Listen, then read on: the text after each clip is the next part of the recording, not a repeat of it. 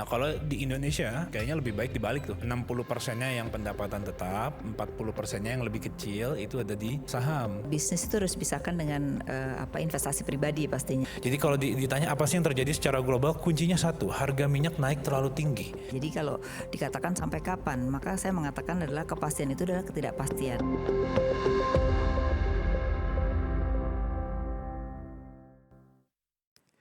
Assalamualaikum warahmatullahi wabarakatuh. Salam sejahtera untuk kita semua, Shalom, Om Swastiastu, Namo Buddhaya, dan salam kebajikan. Yang saya hormati Bapak dan juga Ibu dan juga pemirsa yang menyaksikan dari manapun Anda berada. Senang sekali saya Wiki Adrian yang akan memandu Anda dan menemani Anda selama 1 jam ke depan dalam ruang diskusi strategis yang dirancang khusus untuk memandu langkah finansial Anda. Dan bagi para pemirsa dimanapun Anda berada juga bisa bertanya melalui QR Code yang telah tersedia. Karena hari ini kita akan mengangkat tema yang krusial, yaitu adalah Global Pressures, Domestic Realities, Economic Insights to Start the Second Semester 2026. Selamat datang dalam CIMB Niaga World Talks, wadah wawasan strategis untuk membantu Anda menavigasi peluang dan tantangan keuangan secara tepat, terukur, dan adaptif. Selamat sore dan salam sejahtera bagi kita semua. Yang saya hormati, Ibu Afiliani, Senior Ekonomis Indef, Bapak Emil Muhammad, Chief Economist PT Bahana TCW, Investment Management, Bapak Wiki Adrian dari IDX Channel selaku moderator, serta Bapak dan Ibu nasabah setia Siami Niaga yang kami banggakan. Selamat datang di acara Wealth Talks dengan tema Global Pressures, Domestic Realities, Economic Insight to Start the Second Semester 2026. Memasuki semester kedua tahun ini, kita menghadapi berbagai dinamika ekonomi global, mulai dari ketidakpastian geopolitik, pergerakan inflasi, hingga arah kebijakan suku bunga global yang terus menjadi perhatian dari pasar. Namun, di tengah berbagai tantangan tersebut, Indonesia menunjukkan ketahanan yang cukup baik, fundamental ekonomi yang solid, konsumsi domestik yang terjaga, serta kebijakan yang prudent menjadi modal penting untuk menghadapi berbagai dinamika eksternal. Bagi investor, kondisi ini tentu menuntut kedisiplinan dalam mengelola portfolio. Karena itu, prinsip diversifikasi, pengelolaan risiko sesuai profil investasi, serta fokus pada tujuan jangka panjang tetap menjadi kunci dalam menjaga dan mengembangkan aset secara berkelanjutan. Sebagai mitra finansial terpercaya, Siami Niaga akan terus mendampingi Bapak dan Ibu dalam menavigasi berbagai peluang dan tantangan pasar melalui solusi yang relevan dan terukur. Karena bagi kami, keberhasilan tidak hanya diukur dari layanan yang kami hadirkan, tapi juga dari bagaimana kami membantu lebih banyak masyarakat Indonesia mencapai masa depan finansial yang lebih baik. Inilah wujud dari purpose Siami Niaga, yaitu Advancing Customer and Society. Saya percaya diskusi sore ini bersama para narasumber akan memberikan perspektif dan insight yang bermanfaat untuk menghadapi semester kedua tahun 2026 dengan lebih percaya diri. Selamat mengikuti rangkaian acara Wealth Talks. Terima kasih atas kepercayaan Bapak dan Ibu kepada Siami Niaga. Selamat sore. Terima kasih kepada Bapak Ari Teguh yang sudah menyampaikan keynote speech pada kesempatan kali ini. Dan memasuki semester kedua tahun 2026, lanskap ekonomi global masih diwarnai dinamika dan ketidakpastian tinggi. Mulai dari fluktuasi suku bunga acuan global, kemudian juga pergerakan geopolitik hingga gejolak komoditas. Namun di tengah tekanan global tersebut, indikator domestik Indonesia terbukti relatif solid. Dan untuk membedah kondisi makro sekaligus strategi investasi yang tepat bagi portofolio Anda, telah hadir dua pakar terkemuka bersama saya pada kesempatan kali ini. Yang pertama tentu saja saya akan sapa terlebih dahulu ada Ibu Afiliani, beliau adalah ekonom senior Indonesia. Apa kabar Bu Afi? Baik. Sehat ya? Alhamdulillah. Terima kasih sudah bergabung di Wealth Talks. Sama-sama. Baik. Dan kemudian saya juga ingin menyapa Bapak Emil Muhammad, Chief Economist PT Bahana TCW Investment Management. Mas Emil, saya panggilnya ya, Mas Emil ya. Silakan. Baik. Terima kasih sudah bergabung bersama kami di Wealth Talks. Tentu saja ini kemudian menjadi sebuah kesempatan yang luar biasa. Saya yakin ini kemudian menjadi sebuah perbincangan yang kita butuhkan sama-sama. Tentu saja menyikapi apa yang kemudian terjadi di global dan juga di ekonomi domestik. Pertanyaan pertama nampaknya sangat tepat kalau saya sampaikan ke Mas Emil. Mas Emil, tentu saja ini kalau berkaca pada apa yang tadi sudah disampaikan oleh Pak Ari Teguh juga terkait dengan ketidakpastian geopolitik, kemudian juga fluktuasi suku bunga global dan juga pasar komoditas. Apa sebetulnya rangkuman Anda terkait dengan kondisi kesehatan ekonomi global saat ini? Apakah yang terjadi ataupun dinamika belakangan, apakah ini hanya siklus biasa atau ada dinamika struktural baru yang sebetulnya harus kita waspadai bersama, Mas Emil? Ya, kalau kita diminta untuk merangkum ya, apa sih yang terjadi sebenarnya sampai bulan Juli kemarin dah. Sampai dengan Januari, Februari ekonomi global bisa dibilang cukup sehat. Kemudian datang perang di Timur Tengah yang itu membuat harga energi, harga minyak itu naik sudah lebih dari 40%. Indonesia termasuk negara yang dirugikan, bukan diuntungkan. Karena Indonesia adalah salah satu negara importir minyak.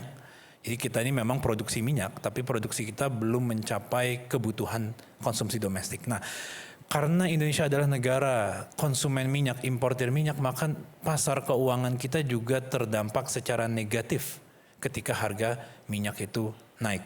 Jadi kalau ditanya apa sih yang terjadi secara global, kuncinya satu, harga minyak naik terlalu tinggi. Sehingga itu mengganggu dinamika di pasar keuangan, itu juga mengganggu kebijakan dari policy makers yang awalnya mungkin sedang bersiap-siap atau bahkan sudah menurunkan suku bunga, kemudian dia terpaksa menahan dulu atau bahkan berbalik badan menjadi menaikkan suku bunga untuk mengendalikan inflasi. Karena harga minyak, contohnya ya, kalau kita bicara soal harga minyak dunia itu naik, itu di Amerika Serikat, kalau kita bisa lihat mungkin ada peraganya nih ya, kita bisa lihat di chart yang sebelah kiri atas, itu berdampak langsung terhadap harga BBM di SPBU Amerika Serikat misalkan, itu yang warna merah. Atau berdampak langsung ke harga aftur yang digunakan oleh pesawat terbang. Kita ambil ini harga di Singapura ya sebagai salah satu global hub. Tapi di Indonesia kita menahan dampak kenaikan tersebut bahkan di level BBM non subsidi. Makanya kalau kita lihat di situ Pertamax akhirnya naik juga, tapi kenaikannya bisa ditahan dulu sementara waktu, kemudian baru terjadi itu di sekitar bulan Mei. Tapi dari sini sebenarnya tekanan global itu meningkat. Jadi kalau ditanya apakah ini menjadi sesuatu yang struktural, di tahap ini kita belum percaya ini struktural. Karena kalau misalkan konfliknya berakhir, katanya Trump mau mengadakan deal ya antara hari ini atau besok gitu. Let's see, kalau misalkan dealnya terjadi, mungkin harga minyak turun, harga-harga BBM turun, sehingga tekanan terhadap Indonesia juga bisa jadi akan berkurang. Volatilitas yang kemarin di 6 bulan pertama ini tinggi, bisa jadi juga turun. Jadi kita belum lihat ini menjadi sesuatu yang struktural selama pemerintah bisa menahan dulu sementara waktu ya tekanan-tekanan ini mungkin sudah mulai bocor ya ke masyarakat atau ke bisnis mungkin ya sudah mulai merasakan non-subsidized fuel naik.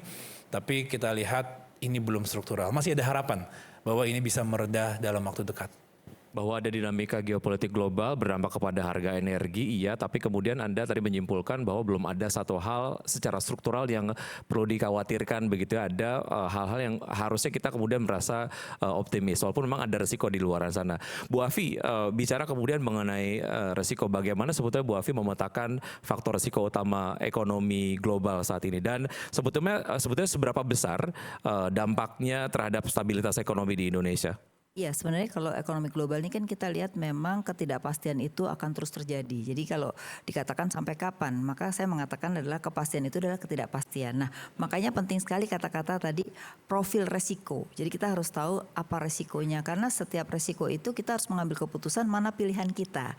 Karena kalau kita tidak melihat itu bagian dari pilihan kita, maka kita nggak akan berbuat apa-apa gitu ya. Oleh karena itu memang dari sini resiko global itu masih akan banyak ya. Pertama kita lihat banyak negara melakukan menentukan pemilu ya di berbagai negara. Artinya bahwa akan banyak kebijakan-kebijakan yang membuat kaget-kaget gitu ya.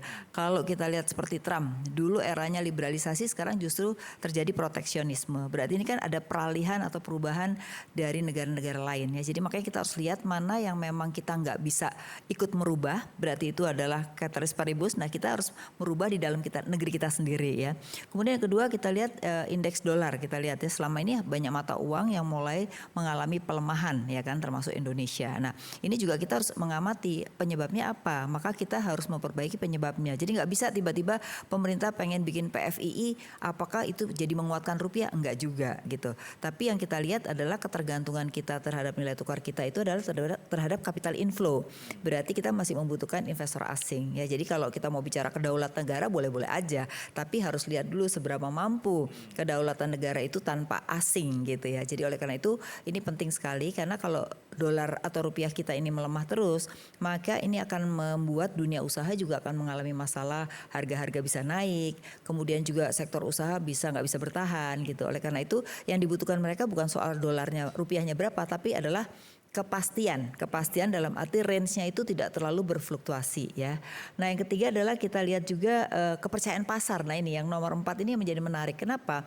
Karena kepercayaan pasar itu adalah kunci utama di mana orang itu mau investasi, baik itu di sektor real maupun investasi secara pribadi gitu ya. Jadi saya rasa kita melihat bahwa orang itu masih punya potensi untuk berinvestasi ya, walaupun tadi penuh dengan ketidakpastian. Nah jadi ini adalah hal-hal yang paling penting dari tantangan global. Nah domestik sendiri gimana? Domestik sendiri tadi satu adalah masalah trust ya, itu yang pertama. Nah yang kedua memang kalau kita lihat di domestik ini adalah orang tuh selalu mempertanyakan fiskal. Kenapa?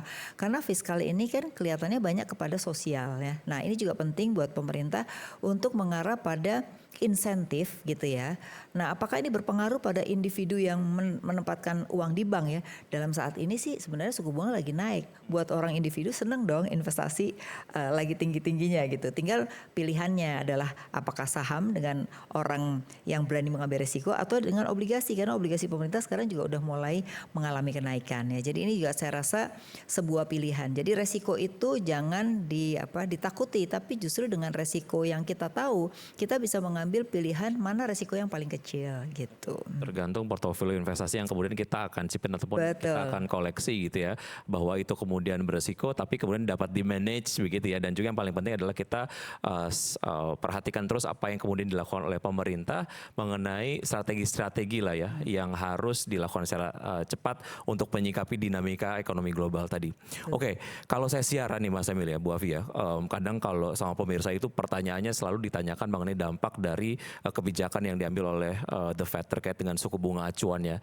Nah, bagaimana Anda sebetulnya Mas Emil melihat lah ya arah dari kebijakan suku bunga dari Bank Sentral sendiri, khususnya untuk Amerika Serikat, yang juga memang dampaknya ini terasa sekali untuk stabilitas arus modal yang kemudian masuk ke pasar Indonesia. Seperti apa Mas Emil?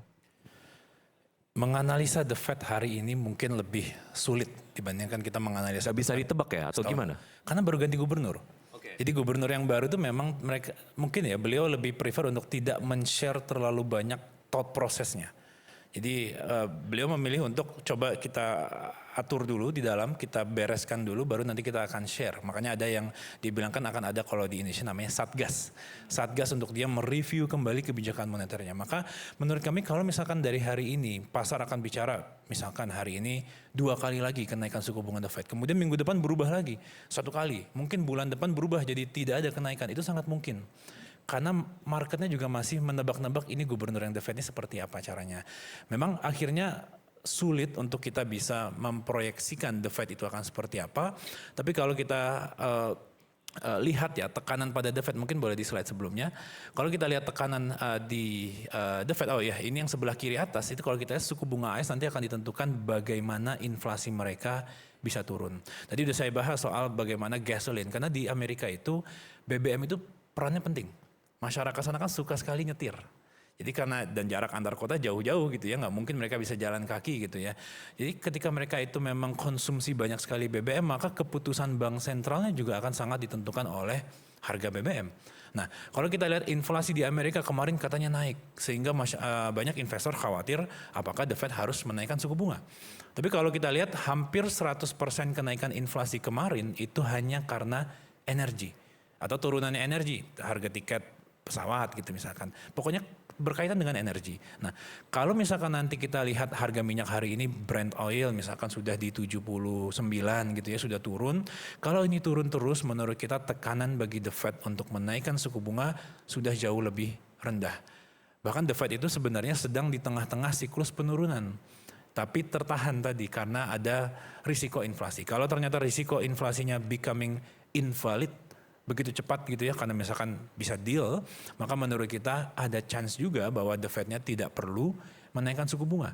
Bahkan kemarin gubernur yang baru Kevin Warsh mengatakan just let the market decide, bahwa hari ini yield dari US Treasury, obligasi AS itu sudah naik lebih dulu. Itu saja sebenarnya sudah mensatisfy apa yang The Fed inginkan tanpa harus menaikkan suku bunga.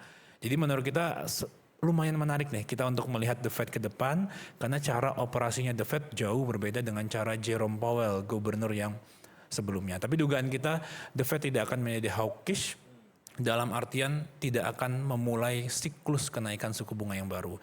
Kalaupun terpaksa melakukan kenaikan, menurut kita itu hanya one and done, hanya satu kali, dan kemudian ya sudah tidak akan ada lagi karena memang tekanan di domestiknya belum memerlukan kenaikan suku bunga. Jadi fair enough kalau kita bilang bahwa apa yang kemudian diambil oleh The Fed terkait dengan kebijakan suku bunganya akan tetap berpengaruh signifikan terhadap emerging market, salah satunya adalah Indonesia ya. Betul. Mas Emil. Oke, saya ingin membahas secara spesifik terkait dengan apa yang terjadi atau secara proyeksi lah pertumbuhan ekonomi di Indonesia. Bu Afi, BPS baru saja merilis data pertumbuhan ekonomi kuartal 5,29% begitu ya. Nah, masih kemudian terkorelasi dari apa yang tadi disampaikan oleh Mas Emil, apa yang diambil kebijakan oleh The Fed kadang juga inline dengan kebijakan yang diambil oleh Bank Indonesia begitu ya mengenai suku bunga acuan. Bagaimana Bu Afi melihat arah suku bunga acuan dari Bank Indonesia ke depan, kemudian juga pergerakan rupiah, dan juga kalau misalnya kita coba sisir gitu ya, sektor industri atau ekonomi apa saja sih yang ada di Indonesia tentu saja, yang walaupun memang di tengah volatilitas tapi secara proyeksi kayaknya masih tetap oke deh gitu, masuk sektor defensif gitu ya. Seperti apa Bu Afi? Iya, kalau kita lihat memang kenaikan suku bunga di BI itu sangat terlambat pada saat itu. Kenapa? Karena dalam Undang-Undang P2SK itu kan BI tidak hanya menstabilkan nilai tukar, tapi juga harus terhadap pertumbuhan ekonomi. Jadi ada kontribusi terhadap pertumbuhan ekonomi. Nah, ini adalah dilema biasanya. Karena kalau pertumbuhan ekonomi pengen tinggi itu suku bunga harus ditahan. Di satu sisi kalau kita bicara tentang suku bunga harus mengikuti The Fed dong gitu. Nah, sehingga kita sempat mengalami spread yang sangat jauh dengan The Fed ya. Makanya capital outflow cukup tinggi selain tadi masalah kepercayaan gitu ya. Tapi kemudian kita lihat sekarang sudah mulai menaikkan dengan cepat pada saat itu. Dan sudah sedikit menyesuaikan, tetapi memang untuk mencapai capital inflow itu akhirnya pakai instrumen yang namanya SRBI. Nah, SRBI itu jauh lebih tinggi dibandingkan BI rate sendiri gitu ya. Nah, ini memang satu dilema karena kalau SRBI-nya tinggi, akhirnya mungkin sektor perbankan menarik nih kalau taruh di SRBI gitu ya. Nah, tapi kita nggak berharapkan itu. Kita berharap memang sektor realnya itu berjalan sehingga tugas BI itu tidak terlalu berat. Kalau sekarang ini kelihatannya memang beban berat itu ada di sektor moneter justru gitu ya. Nah, di satu sisi kalau kita lihat sektoral, nih ada data sektoral mungkin. Nah, sektoral tuh sebenarnya hampir semua sektor tuh mengalami pertumbuhan ya. Nah, memang di triwulan 1 kenapa bisa 5,6 itu pertumbuhan tertinggi itu adalah investasi khususnya adalah pembangunan sekolah dan juga pembangunan Kopdes ya. Nah, triwulan 2 ini kenapa 5,29 karena memang nggak ada lebaran dan tidak kontribusi terhadap pembangunan itu sudah sedikit berkurang ya, walaupun tetap ada di triwulan 2 ini. Jadi memang kita berharap kalau untuk mencapai 5% sebenarnya Indonesia itu nggak susah. Kenapa? Karena kontribusi dari konsumsi itu sekitar 55 sampai 57%. Nah, kemarin ini yang baru keluar yang tadi dirilis itu sekitar 55%. Jadi sebenarnya konsumsi orang Indonesia itu masih cukup tinggi. Cuman kalau kita lihat dari strukturnya itu lebih banyak memang menengah atas. Dia kontribusinya hampir 65%. Tapi yang selalu diomongin orang pendapatan menurun itu adalah justru menengah bawah. Nah, ini sebenarnya PR buat pemerintah. Bagaimana orang ini tetap bisa pendapatannya bisa meningkat. Karena kalau enggak kesenjangan itu akan makin tinggi gitu. Itu juga perlu diperhatikan. Tapi untuk mencapai secara secara total itu sih nggak susah. Cuman masalahnya adalah masalah pemerataan, itu yang mungkin menjadi kata kunci untuk pemerintah gitu. Nah untuk sektor kalau kita lihat mungkin data sektoral, nah di sektor itu hampir semua sih mengalami pertumbuhan ya. Pertumbuhan bahkan sektor jasa itu mengalami pertumbuhan yang luar biasa dibandingkan sektor-sektor yang tradable ya. Bahkan kalau kita lihat di data kredit itu menunjukkan yang nomor satu itu investasi, kredit investasi. Nah itu artinya apa? Kalau kredit investasi tinggi tapi tidak menyerap tenaga kerja, lebih pada padat modal, yaitu pada sektor teknologi, kemudian pada sektor tambang itu yang luar biasa cukup besar ya. Jadi kita memang pengennya menyerap tenaga kerja, tapi kalau dilihat dari pertumbuhan yang tinggi itu justru yang jasa. Jadi kita tuh kecepatan ke sektor jasa gitu ya. Tapi so far sih walaupun sektor jasa tuh cepat, tapi untuk yang lainnya tetap tumbuh. Jadi saya nggak melihat dari sisi sektoral itu mengalami decline yang cukup tinggi lah gitu. Dan juga tentu saja di tengah dari prediksi terkait dengan sektoral sendiri tidak kemudian ada di tren yang decline, tapi ada tetap sektor-sektor yang nampaknya ini cukup defensif begitu ya. Betul. Itu yang akhirnya mungkin masuk juga pertimbangan dari investor sendiri. Oke, mungkin ini udah nanda-nandain nih. Bahan yang ngomong. Oke, Mas Emil, tentu saja kondisinya volatile, banyak ketidakpastian gitu ya, banyak investor yang kemudian merasa bingung terkait dengan hal ini. Nah, mengenai hal tersebut, apa sih kesalahan yang paling umum yang sering dilakukan oleh investor di tengah ketidakpastian yang tinggi ini, Mas Emil? Keputusan yang emosional. Itu pasti paling FOMO sering ya. Bisa FOMO, FOMO bisa masuk juga juga. panik. Oke. Kalau kita ke arah beli berarti kita FOMO. Kita beli tanpa kita mungkin tahu betul risikonya apa, tahu betul ini sebenarnya apa yang sedang terjadi, upsetnya apa. Dan kalau kita sedang marketnya sedang turun, bisa jadi kita panik. Tanpa kita assess lagi ini rumor, hoax atau apa, kita kemudian jual. Karena kemarin mungkin ada periode cukup banyak hoax ya yang beredar di sosial media dan itu benar-benar menyeret pasar kita terkoreksi. Karena sekarang kontribusi dari investor individu, bisa disebutnya retail investors, itu sudah hampir 50%. Jadi ketika ada narasi-narasi yang entah itu benar atau tidak, tapi kalau narasinya negatif, orang pasti akan langsung panik sell dulu. Baru setelah itu konfirmasi ini berita, rumor, atau hoax. Makanya mungkin peran-peran nanti dari media-media nasional sangat penting untuk bisa mentransmisikan informasi yang memang faktual.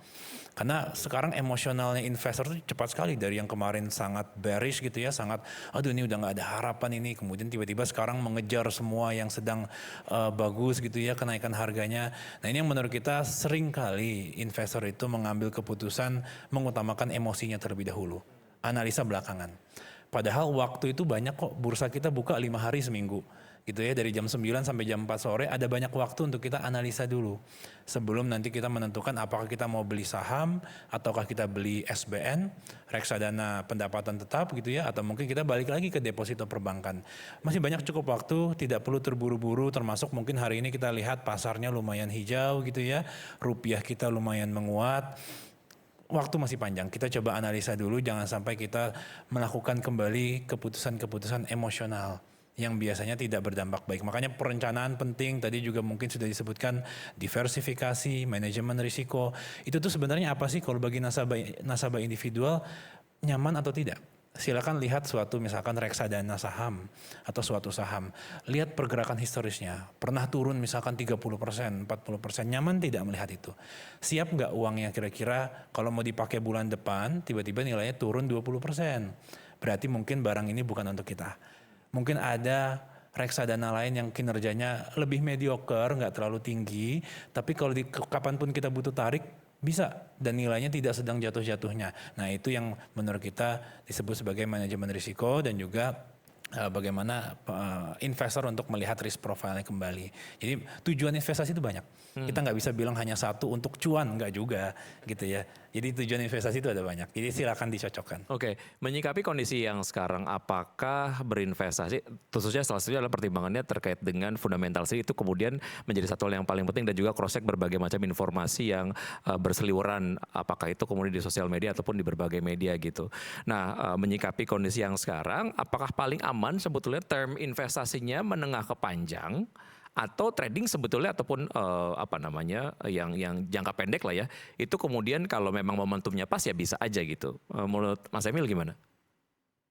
Ya, Karena kita aset manager ya, biarkan kalau trading kita saja. Jadi kalau misalkan Bapak Ibu nasabah semua merasa tidak punya cukup waktu karena memang bukan bekerja di pasar modal, memang tujuannya ada manajer investasi adalah untuk mengelola itu. Jadi kalau misalkan volatilitas harian, mingguan, mungkin Bapak Ibu sedang berbisnis, sedang mungkin di luar kota, di luar negeri, selalu ada manajer investasi yang duduk di depan meja untuk mengelola itu sebenarnya. Jadi makanya itu kenapa di pasar modal kita ada produk reksadana, ada juga produk saham kalau memang ingin memiliki sahamnya langsung, tapi memang diarahkan memiliki saham itu kan untuk lebih ke arah long term. Kalau kita ingin investasi jangka pendek ya mungkin ke instrumen yang tidak terlalu volatile. Ya contohnya jangka pendek itu apa sih? Ada deposito 1 bulan misalkan. Kalau saham tidak ada garansi bahwa dalam 1 bulan akan naik. Untuk dapat 1 bulan dapat dividen juga mungkin enggak tuh. Dividen kan ada di periode tertentu sekali setahun bahkan. Jadi memang ada peruntukannya masing-masing. Menurut kita kalau ingin harian di TikTok gitu tergantung waktunya cukup atau enggak, tapi ada sebenarnya manajer investasi yang memang pekerjaannya melakukan itu dan kita memang melakukan itu untuk nasabah-nasabah kami. Silakan bagi yang memang tidak sempat, tapi kalau sempat ya sebenarnya tidak ada salahnya. Ingin tradingkan saham ya tidak ada salahnya juga. Sekarang kan banyak sekali kalau kita lihat ya saham-saham yang valuasinya misalkan sedang depres, turun jauh sekali gitu ya. Ingin ditradingkan berharap nanti valuasinya naik, bisa juga gitu. Tapi silakan nanti dicocokkan kembali dengan risk profile-nya.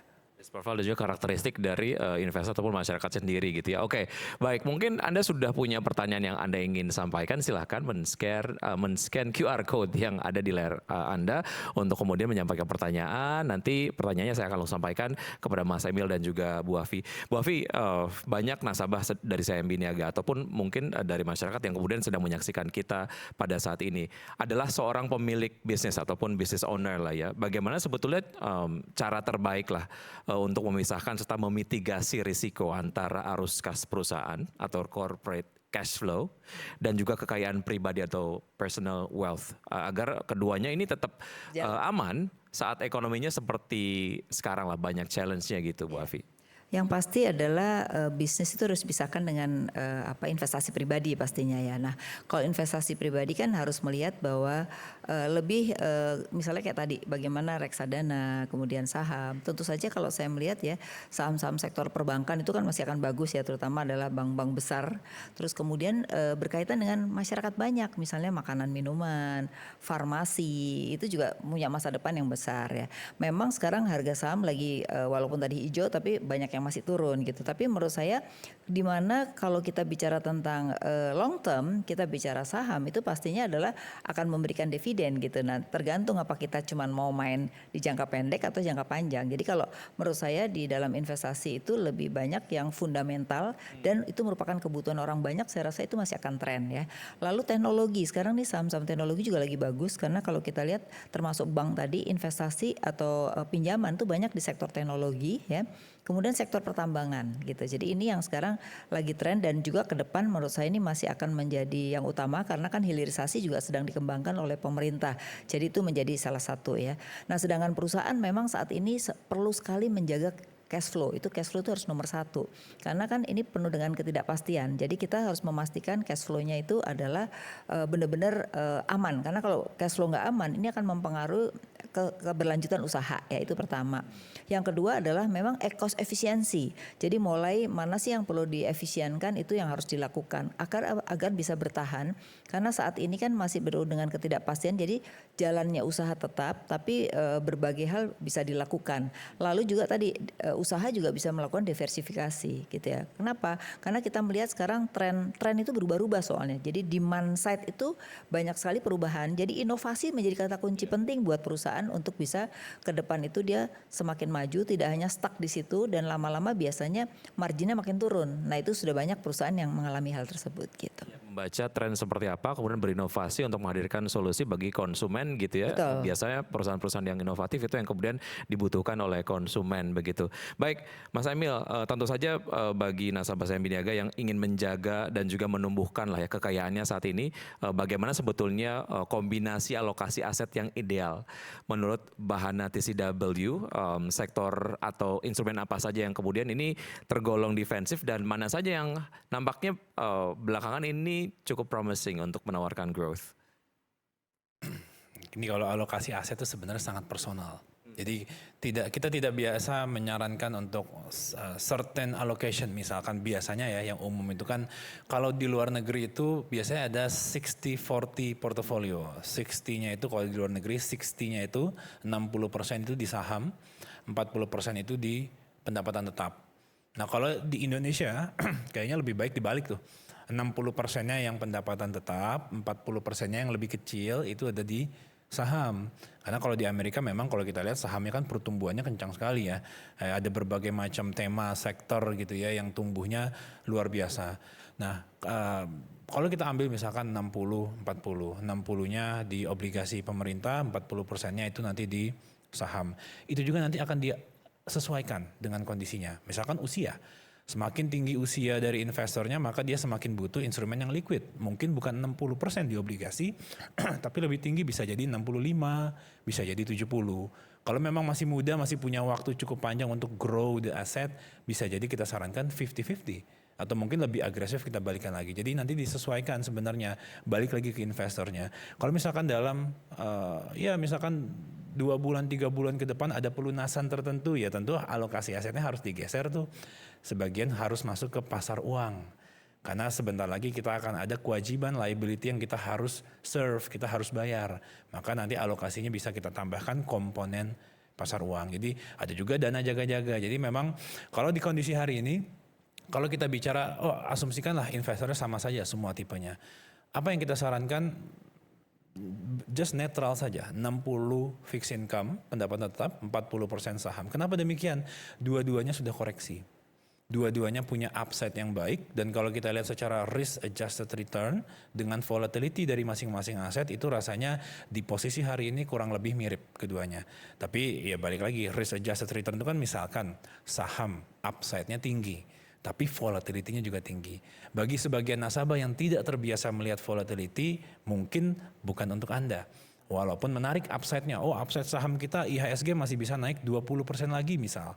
Tapi dengan volatility yang sama-sama 20% bisa minus 20%. Siap nggak melihat minus 20%? Nah itu yang kembali ditanyakan ke diri sendiri, upside tentu ada. Dengan IHSG yang sudah turun jauh, upside tentu besar, tapi kita sarankan untuk berkaca kembali. Kalau dari kita melihatnya, fixed income, saham sama menariknya. Kita sama-sama suka, mungkin kalau ditanya apa yang kita nggak suka kalau kita terlalu defensif hari ini. Karena menurut kita marketnya sudah defensif dan ke depan kemungkinan besar, lebih besar chance untuk recovery. Dan make sure ketika recovery kita sudah mengalocate uang kita untuk riding the recovery. Oke, jadi strategi investasinya boleh custom, tapi kemudian untuk menerapkan strategi investasinya dilengkapi dengan berbagai macam knowledge agar keputusannya tidak emosional dan juga sesuai dengan karakteristik dan juga kesediaan dari uang kita seperti apa gitu ya, Mas Emil ya. Oke, Bu Afi, ini bicara mengenai salah satu tujuan untuk berinvestasi adalah tentu saja untuk meningkatkan kesejahteraan lah ya kita sebagai investor begitu. Nah, salah satu juga tujuannya adalah bagaimana sebetulnya kita dapat melakukan transfer kekayaan antar generasi atau generational wealth transfer. Nah, bicara mengenai ini, strategi pengelolaan keuangan yang tepat untuk mempersiapkan pemindahan kekayaan antar generasi agar asetnya tidak tergerus oleh perubahan regulasi atau misalnya pajak di masa depan, Bu Afi, itu gimana? Ini menarik ya, karena kita melihat bahwa sekarang ini di level konglomerasi itu memang akan terjadi perpindahan generasi gitu ya. Nah, di mana memang ada beberapa model yang dilakukan oleh generasi yang sekarang gitu ya. Pertama ada model begini, mereka melakukan go public terhadap perusahaannya agar perusahaannya itu tetap abadi dibandingkan kalau diberikan kepada anaknya nggak cocok dengan bisnisnya dijualin bagi-bagi duit gitu. Ini sudah terjadi kan. Nah itu menarik, kenapa? Karena dengan go public perusahaan tetap ada, lalu juga profesional dan ada kontrol publik, benar nggak? Nah begitu ada kontrol publik ya udah anaknya ya dikasih sahamnya mau dijual atau dia sahamnya mendapatkan dividen itu terserah. Tapi paling nggak sebagai orang tua gitu atau sebagai generasi yang awal dia melihat bahwa ini ada keberlanjutan gitu. Tapi ada juga yang nggak mau repot, ya udah dijual bagi-bagi ya udah akhirnya perusahaannya hilang Karena anaknya bisnisnya dan anak muda sekarang lebih suka bisnisnya langsung ke pasar uang saja gitu. Nah ini harus dibagi menurut saya. Tetap harus ada sektor real karena sektor real ini kan ada keberlanjutan dari generasi sebelumnya. Tidak hanya main di pasar uang saja yang tadi lihat resikonya ya kan, ada resiko yang harus dilihat tergantung kemampuan masing-masing. Nah yang ketiga ada lagi modelnya adalah mereka benar-benar membagi berdasarkan perusahaannya kan, karena akomodasi kan banyak ya. Sektor keuangan di anaknya yang mana dan itu sudah secara hukum bagus. Nah ini ada juga sehingga kalau dia melakukan pinjaman ke bank itu mereka tidak menjadi satu BMPK gitu. Jadi akhirnya berkembang sesuai dengan perusahaan yang sudah dibagi-bagi menurut kompetensi anak-anaknya gitu. Jadi ini model semacam ini adalah bagaimana mendistribusikan kekayaan agar tetap ada keberlanjutan dari perusahaan itu. Dan saya rasa ini perlu menjadi concern kita. Karena apa? Rata-rata kan perusahaan-perusahaan semacam ini pinjamannya gede-gede gitu ya. Nah begitu nanti ada masalah akan terjadi masalah juga terhadap pinjaman itu gitu. Nah, Baik, bagaimana sebetulnya membuat kesejahteraan yang kemudian dirasa ideal ini punya keberlanjutan dan juga lanjut ke generasi berikutnya begitu, itu yang kemudian harus jangan hilang perusahaannya. hilang. Oke, baik. Mas Emil, sebelum kita kemudian lanjut ke pertanyaan yang sudah disampaikan oleh pemirsa dimanapun Anda berada, saya ke Mas Emil lagi. Tadi Anda sempat menyinggung terkait dengan hal ini, tapi kemudian saya ingin mendapatkan penjelasan yang lebih komprehensif, Mas Emil.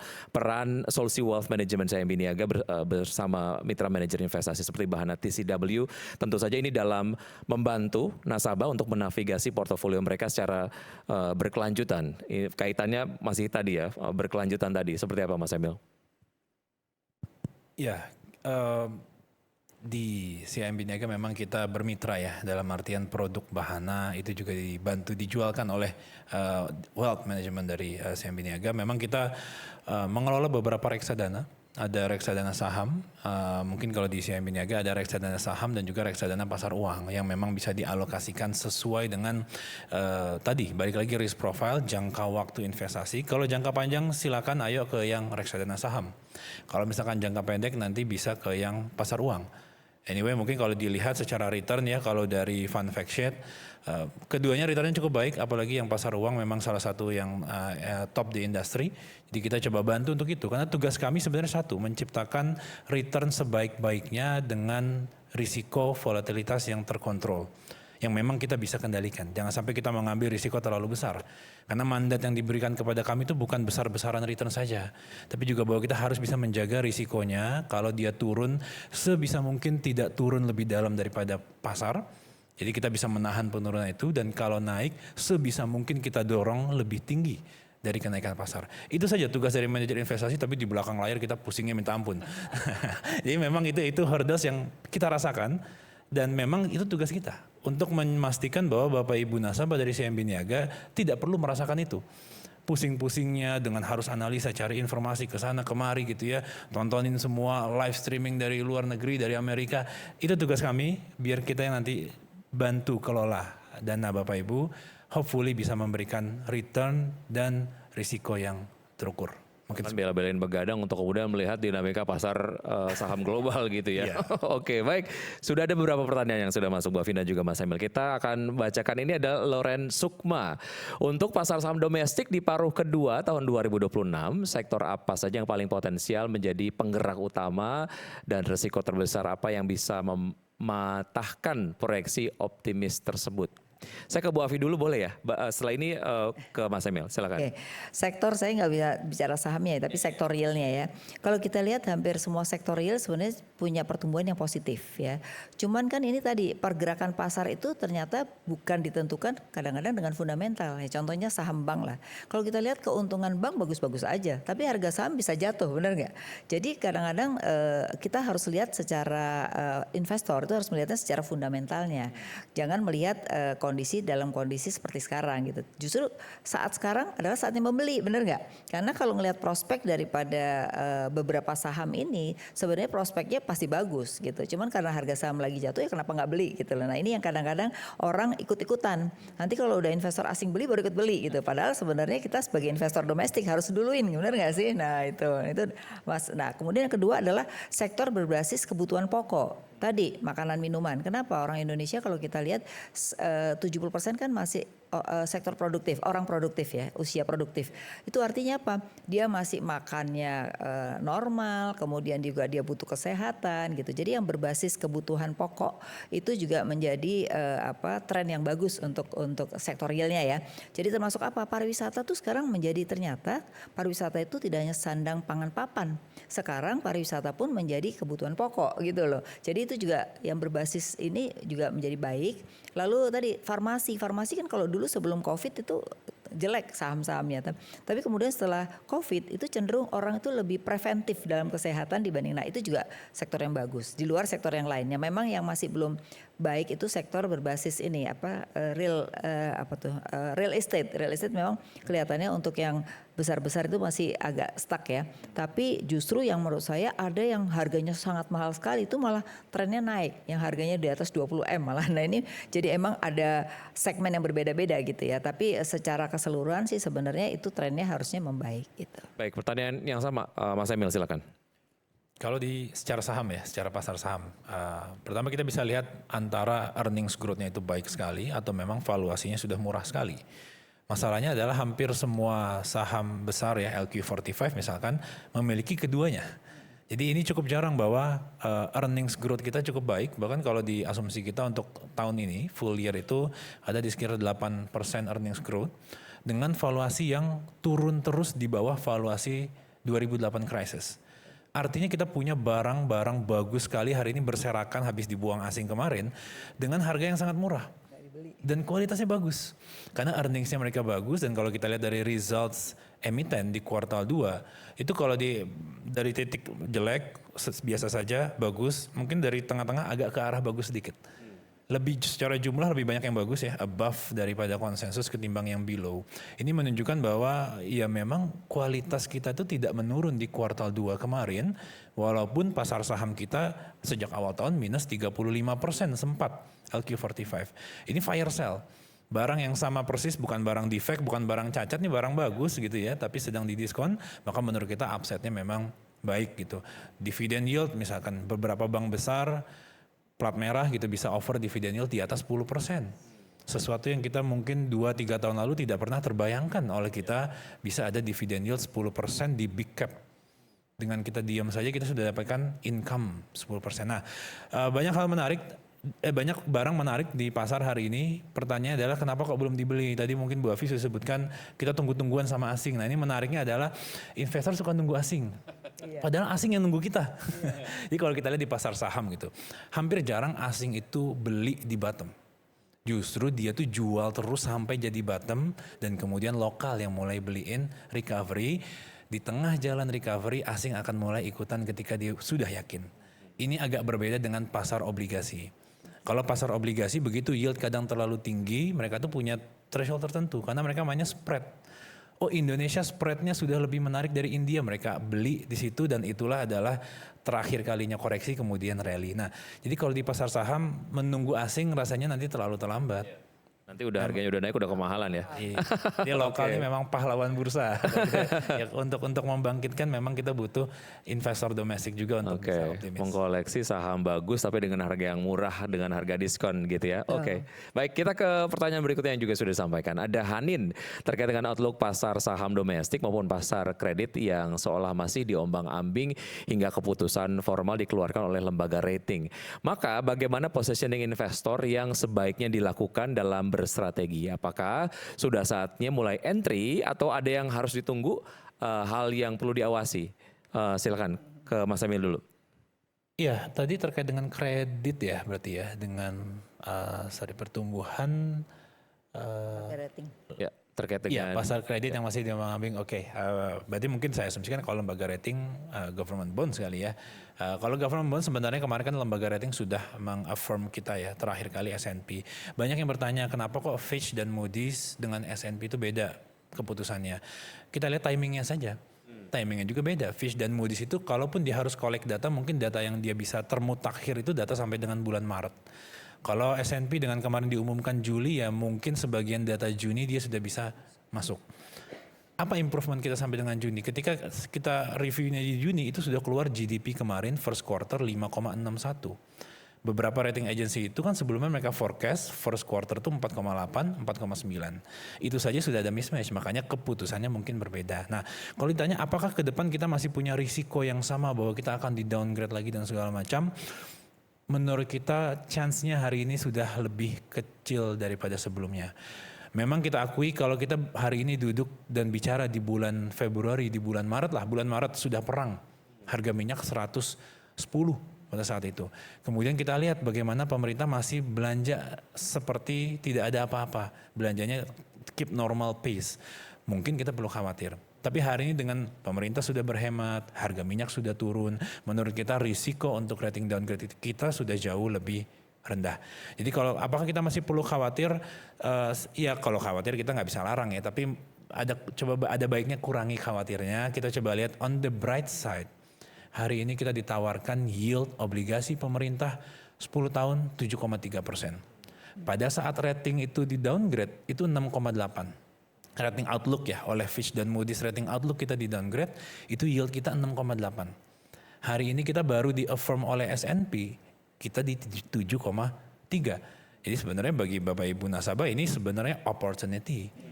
Risiko sudah jauh lebih turun, diskonnya malah makin gede.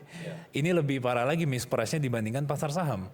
Karena kalau untuk menganalisa fundamental dari SBN itu kan kita lihat saja fundamental ekonomi makro dan juga pengelolaan fiskal tadi Bu Afis disampaikan di awal.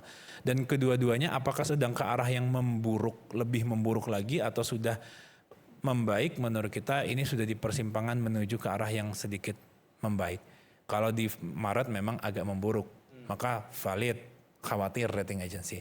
Hari ini menurut kita coba kita kurangi kekhawatirannya, lihat on the bright side, lihat lagi yieldnya 7,3. Sudut pandang kita sebagai manajer investasi sangat menarik. Kita dikasih 7,3% yield, di awal tahun tuh kita semacam berdoa. Semoga dikasih yield di atas 7% gitu ya. Karena hanya 6,8, 6,7. And then hari ini dikasih 7% plus 0,3 lagi tebal tuh di atasnya. Dan menurut kita ada peluang. Dengan risiko yang sudah jauh lebih terukur. Jaga-jaga perlu tapi fokus juga atau lihat juga bright side-nya ini juga menarik untuk bisa dicermati gitu ya. Bu Afi silakan ingin mendapatkan. Saya rasa sama ya pendapatnya. Saya rasa itu masih ada pertanyaan yang banyak tuh. Sama jadi artinya setuju dengan apa yang disampaikan bahwa memang sebenarnya kenapa kita nggak manfaatin sekarang itu dengan resiko yang sudah semakin terukur ya. Kenapa semakin terukur? Karena kan pemerintah juga selama ini sudah menyadari lah apa yang hal-hal yang dianggap negatif itu sudah mulai dikurangin ya. Sekarang fiskal pun juga mereka berusaha untuk mengevaluasi kembali ya, terutama adalah MBG misalnya. Itu kan hal-hal yang menurut saya karena orang kan paling protes tuh MBG ya, di mana paling besar sosial tapi tidak berefek pada ekonomi gitu. Nah, saya rasa dengan evaluasi ini kan sudah ada kesadaran bahwa dengan lembaga rating yang segala macam itu pemerintah mulai melihat kembali lah gitu. Mudah-mudahan terjawab. Kita ke pertanyaan berikutnya. Ini ada Taro Yulistio dari Surabaya. Di tengah tekanan tingginya yield obligasi Amerika Serikat dan juga Jepang serta tensi geopolitik yang melambungkan dolar dan harga minyak, bagaimana implikasinya terhadap pasar global maupun domestik dan akankah kilau emas tetap bertahan ke depan? Mas Emil silakan.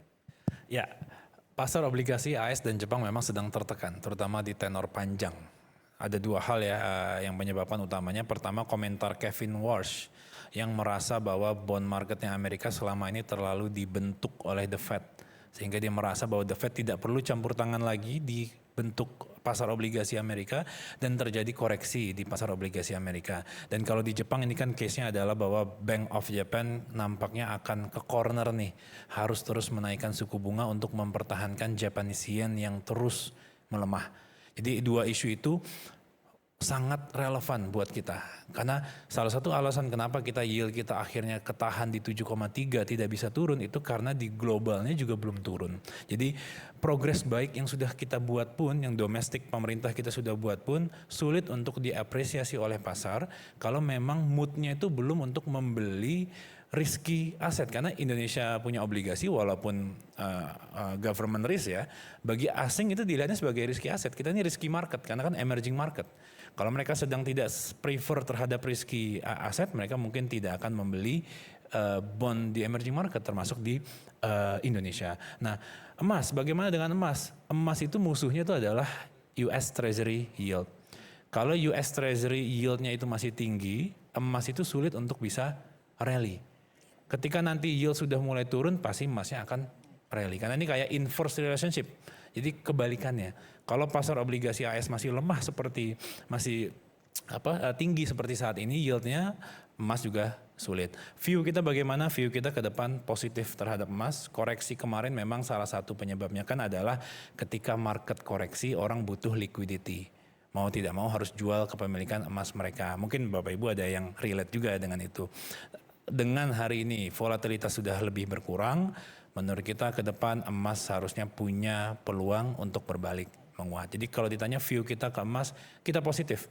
Emas akan berkilau kembali, semoga nanti akan ada all time high baru di harga emas, baik secara rupiah maupun secara dolar. Karena harga emas secara rupiah naiknya lebih tinggi, karena kan rupiah kita melemah cukup dalam ya sejak awal tahun. Ada insight yang ingin ditambahkan Bu Afi? Iya, saya rasa ya, setuju ya bahwa sekarang ini memang dari sisi mata uang kan sedang mengalami pelemahan. Jadi itu strategi dari masing-masing negara untuk mempertahankan nilai tukar karena itu berpengaruh kan terhadap domestiknya ya. Jadi termasuk kita juga Jepang ya, karena Jepang kan juga banyak menjual obligasinya dan kemudian sekarang juga dia ingin menghidupkan pasar domestiknya juga kan, di mana sekarang mulai orang diberikan pinjaman gitu kan supaya ada konsumsi juga gitu. Jadi ini sekarang masing-masing negara mencoba untuk memperbaiki kinerja dari ekonominya masing-masing. Saya rasa itu. Baik, kita bergerak ke pertanyaan berikutnya. Ini kayaknya cukup banyak pertanyaannya ya, mudah-mudahan dapat terbahas semuanya. Ini ada Hanintio, bagaimana tim Bahana melihat situasi overconfidence pada sektor IT atau teknologi saat ini, terutama pada Amerika Serikat mengingat isu circular financing, payback evidence yang belum jelas, mulai munculnya isu private credit financing yang mulai terbatuk-batuk. Apakah kejenuhan yang berujung crash bisa terjadi? Lalu apa yang perlu diwaspadai?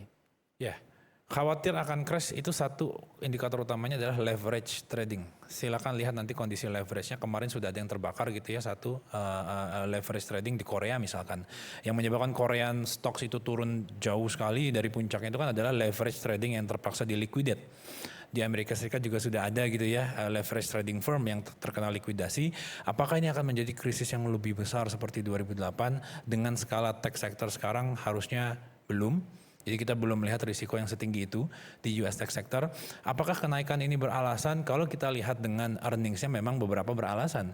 Karena barang-barang yang naik itu PE-nya hanya less than 20 kali beberapa barang yang naiknya tinggi karena memang earningsnya tinggi sekali. Jadi bottleneck yang ada di AI industry itu real, sehingga margin expansionnya itu real, pricing powernya itu real, sehingga memang akhirnya earnings tumbuh. Tapi pertanyaannya adalah ketika earnings tumbuh tapi investor membeli dengan leverage trading, daya belinya dipinjam gitu ya, nggak punya uang 100 juta tapi dia investasikan 300 juta misalkan. Nah itu yang menurut kita bisa berbahaya ketika turun. Itu sudah kejadian kemarin. Sisi positifnya Korea sudah turun dalam, American Tech juga sudah turun dalam. Ke depan menurut kita nanti tergantung bagaimana AI industry ini berkembang dan berapa lama competitors dari China bisa keeping up dengan production capacity-nya. Apa yang perlu dicermati dari sektor yang pergerakannya terlalu signifikan, terlalu ekstrim gitu Bu Afi? Ya. Pastinya satu adalah harus dilihat fundamentalnya pastinya ya. Sama dengan kayak teknologi. Teknologi ini kan kalau kita lihat perkembangannya cepat. Jadi belum break even dia udah berkembang lagi gitu ya. Jadi kita juga harus lihat sejauh mana perusahaan-perusahaan teknologi ini berinovasi. Ketika dia berinovasi biasanya dia udah cepat meninggalkan dan dia naik terus gitu. Nah ini memang satu dilema. Di satu sisi memang teknologi ini lagi berkembang di mana-mana. Tapi kita harus tetap melihat sektor usahanya itu inovasi nggak. Kalau enggak ya mungkin satu saat dia akan naik terus turun lagi gitu loh. Itu sih. Fundamentalist the key again betul, ya. Betul. Hal ini ya. Baik, kita ke Luciana. Dari sekian banyak tekanan global di tahun 2026 seperti kebijakan suku bunga The Fed atau tensi geopolitik, faktor manakah yang paling rentan mengganggu stabilitas daya beli dan ekonomi domestik kita di semester kedua ini? Mas Emil, silakan. Ya, menurut saya lebih rentan geopolitik kalau kita tidak ditahan harga BBM-nya. Karena kita pernah mengalami ekonomi kita, daya beli masyarakat kita turun cukup signifikan di 2024 karena setahun sebelumnya harga pertalite kita naik.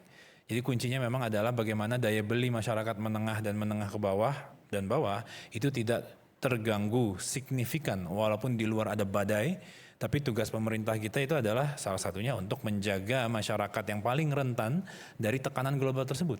Biarkan di global ada badai, jangan sampai masyarakat saya yang rentan ini terganggu daya belinya. Karena kalau terganggu mereka bisa turun kelas gitu ya, dan ini mungkin gagal naik kelas itu akan spiraling bahwa mereka tidak akan pernah naik kelas lagi. Tidak akan bisa kembali recover. Nah jadi menurut kalau dari kita geopolitik lebih parah kalau suku bunga The Fed dan segala macam berpengaruh terutama bagi pasar keuangan. Real sector terpengaruh, tapi untuk masyarakat yang berada di bawah pengaruhnya lebih besar kalau harga BBM naik karena tensi geopolitik. Mungkin boleh tambahin ya. Iya, silakan. Jadi memang selain tadi BBM, kalau BBM kan memang subsidi ini kan terbatas. Ketika nanti APBN kita sudah nggak kuat kan bisa jadi lepas subsidi dan itu akan mempengaruhi juga inflasi ya. Mungkin yang perlu diperhatikan oleh pemerintah banyak sektor-sektor UMKM yang itu biasanya yang banyak turun pendapatan. Jadi menurut saya yang perlu diperhatikan adalah sektor UMKM. Selama ini kan kita hanya bicara kredit kur ya kan, kur aja dikasih. Padahal yang mereka butuhkan tuh bukan supply side, yaitu demand side. Artinya apa? Bagaimana pemerintah menggerakkan ekonomi misalnya pariwisata, UKM-nya hidup. Lalu bagaimana pemerintah membuat insentif agar UKM-UKM ini menjadi bagian dari supply chain perusahaan besar misalnya. Jadi mau tidak mau kalau ini dipaksa seperti Thailand, Korea gitu ya, itu otomatis UKM-nya naik kelas. Nah ketika dia naik kelas maka pendapatan kelas menengah itu akan bisa juga meningkat. Nah ini problem kita dari situ.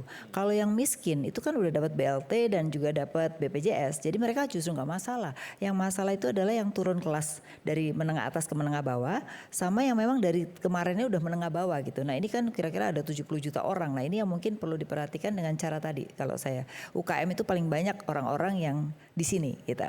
Baik, dan juga perlu diperhatikan begitu ya. Baik, kita ke pertanyaan berikutnya. Ini adalah dari Lafisah. Melihat arah kebijakan suku bunga Bank Indonesia dan arus likuiditas global saat ini, apakah ruang penurunan yield surat berharga negara atau SBN masih terbuka lebar bagi investor? Mas Emil, silakan. Jawaban singkatnya masih. Jadi menurut kita masih sangat terbuka lebar untuk penurunan yield SBN karena berbagai faktor yang dikhawatirkan di awal tahun itu sudah sebagian menjadi invalid ya, tidak terjadi ternyata, dan kemudian tekanan-tekanan globalnya sudah mulai mereda. Jadi memang masalah waktu saja. Kita tunggu kalau dari Bahana view kita untuk akhir tahun ini yield SBN tenor 10 tahun bisa di bawah 7%. Baik, Bu Afi, silakan. Kalau saya melihat sangat tergantung nanti bagaimana ya. Artinya bahwa memang saat ini sangat dibutuhkan kepercayaan investor atau kepercayaan publik kepada pemerintah. Kalau itu banyak kepercayaan artinya premium risk-nya kan semakin kecil. Kalau premium risk-nya semakin kecil maka penurunan suku bunga sangat dimungkinkan. Tapi kan kadang-kadang ini yang menjadi masalah ada perspektif terhadap kepercayaan itu mempengaruhi juga premium risk-nya gitu. Jadi ini mungkin ya butuh tadi bagaimana membangun trust agar pemerintah itu bisa mengurangi premium risk-nya gitu. Baik, ini akan menjadi pertanyaan terakhir sebelum kita kemudian ke Mas Emil dan juga Bu Afi untuk menyimpulkan perbincangan kita pada kesempatan kali ini. Ada Hariri, pertanyaannya adalah dengan beban belanja pemerintah dan target defisit anggaran saat ini, seberapa mengkhawatirkan risiko fiskal kita? Apakah kondisi ini berpotensi memicu downgrade rating kredit Indonesia oleh lembaga pemeringkat global? Silakan Mas Emil. Ya, target defisit anggaran mungkin kalau di APBN Outlook 2,8%. Apakah itu mengkhawatirkan? Apakah itu akan menyebabkan rating downgrade? Sebenarnya belum.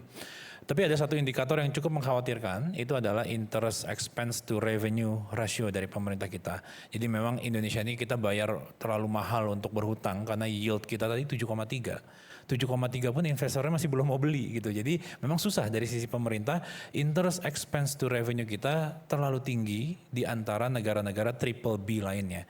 Jadi ini paling bahaya untuk rating kita.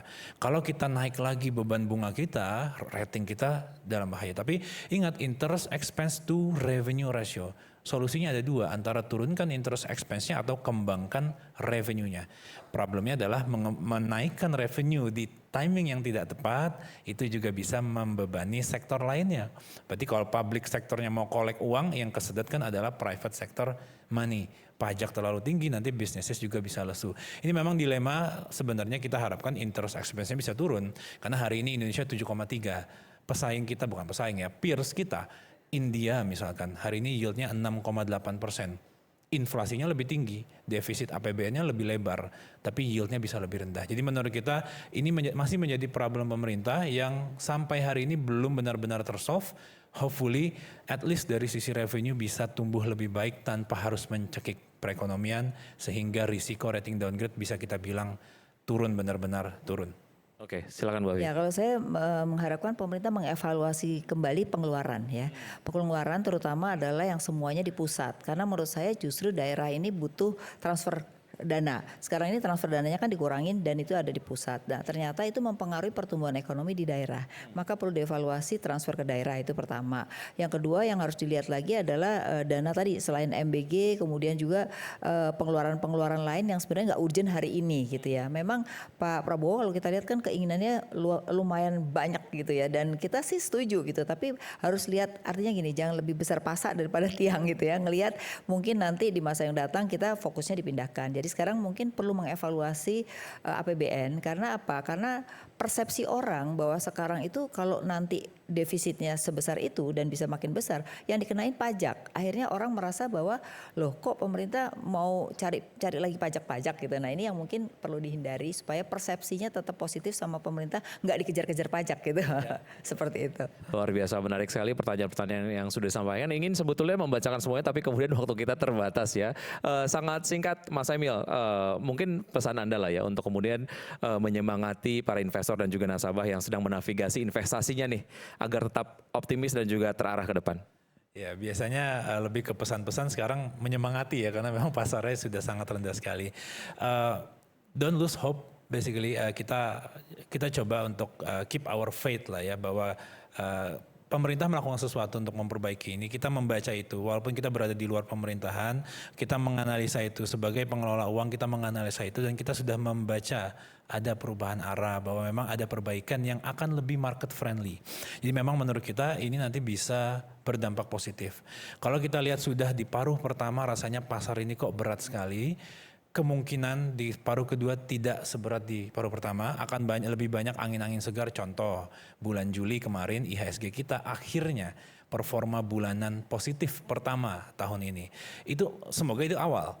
Bahwa ke depan nanti dengan pemerintah sudah paham apa yang market inginkan, market sudah paham apa yang pemerintah sedang perbaiki. Ketika komunikasi ini berjalan dengan lebih lancar, harapan kita adalah ke depan pasar akan lebih baik. Maka bagi teman-teman, bagi nasabah, bagi Bapak Ibu semua yang mungkin sudah mulai kehilangan kepercayaan terhadap pasar dalam negeri, coba kita tengok balik, masih ada harapan di dalam, bahwa kita juga optimis. Kita tidak seoptimis ini 2-3 bulan lalu, tapi dengan adanya improvement, kita bisa objectively, kita bisa bilang ke depan akan bisa lebih baik. Baik, Bu Afi, tips utama dari Bu Afi lah ya untuk para nasabah dari CIMB Niaga dalam menjaga dan juga memperkuat ketahanan finansial keluarga maupun bisnis saat ini. Iya, menurut saya gini, kalau kita menunggu, maka saat menunggu itu tidak akan pernah kita mendapat apa-apa. Tapi justru bagaimana kita optimis, kita bisa memilih investasi. Karena kalau menurut saya kondisi sekarang itu nggak usah nunggu asing, kita lah yang harusnya menjadi leading ya. Begitu kita leading, kita jadi leader, orang lain malah akan ikutan gitu. Jadi justru kenapa kita di negara kita sendiri malah kita nunggu orang asing gitu. Kenapa nggak kita mendahului gitu. Jadi menurut saya sekarang adalah saatnya berinvestasi, karena kalau melihat sebenarnya masalah krisis, dari dulu juga krisis tuh tiap tahun ada gitu loh. Cuman kalau kita cuman melihat dan menunggu nggak akan terjadi apa-apa. Maka kita harus optimis bahwa kita investasi kita masih bagus, dan kemarin kalau kita lihat dari sisi saham, banyak perusahaan-perusahaan yang mengeluarkan ternyata labanya bagus-bagus gitu ya pada semester 1. Itu artinya bahwa kita nggak perlu takut gitu ya. Nah yang kedua, kalau kita lihat di pasar obligasi pun kan nggak mungkin negara ini bangkrut gitu lah. Kita masih punya kekayaan alam, artinya kalau orang takut nggak bisa bayar, kita masih punya sumber daya alam untuk hal itu. Jadi sebenarnya kita nggak usah takut untuk berinvestasi, baik itu di sektor real maupun untuk diri sendiri ya, termasuk keuangan keluarga nih. Baik, mantap, luar biasa. Beri tepuk tangan yang paling meriah untuk kedua narasumber saya yang sudah hadir pada kesempatan kali ini, Mas Emil dan juga Bu Afi. Banyak sekali insight-insight yang tentu saya dapat menjadi referensi lah ya, dan juga informasi untuk investor dalam menerapkan strategi investasinya ke depan. Banyak hal yang kemudian sangat bermanfaat yang kita kemudian dapatkan pada kesempatan kali ini, dan juga sangat menarik ya, benang merah bahwa kendati dinamika global menuntut kewaspadaan, ekonomi Indonesia menyimpan potensi besar. Kunci utamanya adalah kedisiplinan alokasi aset, kemudian juga ada rebalancing teratur, pemisahan risiko bisnis pribadi serta pemilihan